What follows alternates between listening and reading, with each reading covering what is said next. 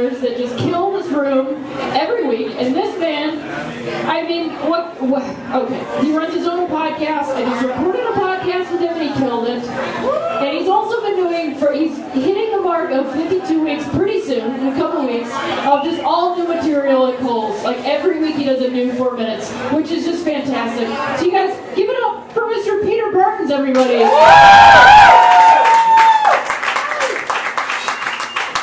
Holy crap, Mitt Romney's had a week, huh?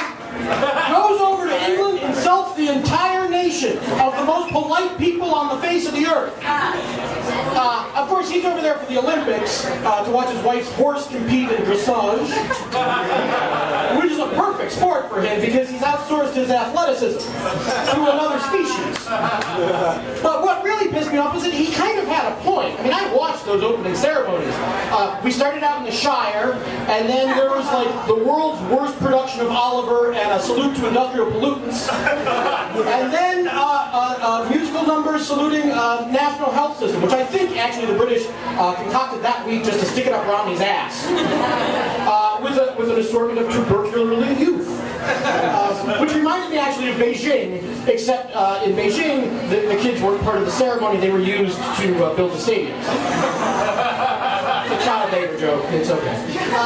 And I actually went to the bathroom, so I think I missed the All-Star salute to the Blitz. I think that was in there too. And then they had the Parade of Nations.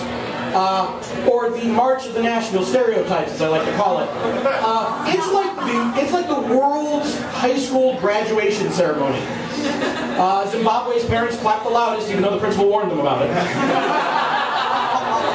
And I imagine Romney back in the hotel room watching that and frantically scribbling down names of countries he didn't know. God damn it, why are there so many African ones?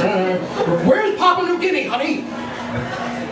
But the reason I actually get a kick out of the Olympics is because my life is ruled by Schadenfreude, which is the German word for taking pleasure in another's distress. And if you hear that and you say, oh, that's a word that the Germans would create, then we can be friends. Because I watch, like for instance, the women's gymnastics, which I love. My favorite part is when they come to the stands to show the parents that robbed them of their childhood. I also appreciate that sport because any sport where you have to wear makeup is really an important sport. Does anyone else besides me think of Mary Lou Retton sitting on a couch, like eating frosting out of a can, going, "You suck!" And of course now they've won the gold, so the women's Olympic, the gymnasts can now retire and live a life of quiet menstruation.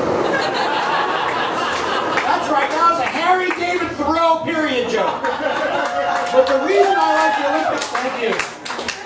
That's double points for those calculating. But the reason I love the Olympics most is that it's a place where you can be the 17th in the world out of 7 billion people at swimming, and people sitting home on their couches think you suck. Because everybody that went to the Olympics spent their entire lives preparing for an event in which they didn't stand a fucking chance. And that's why I love the Olympics. See you next week. I'm Peter Byrnes.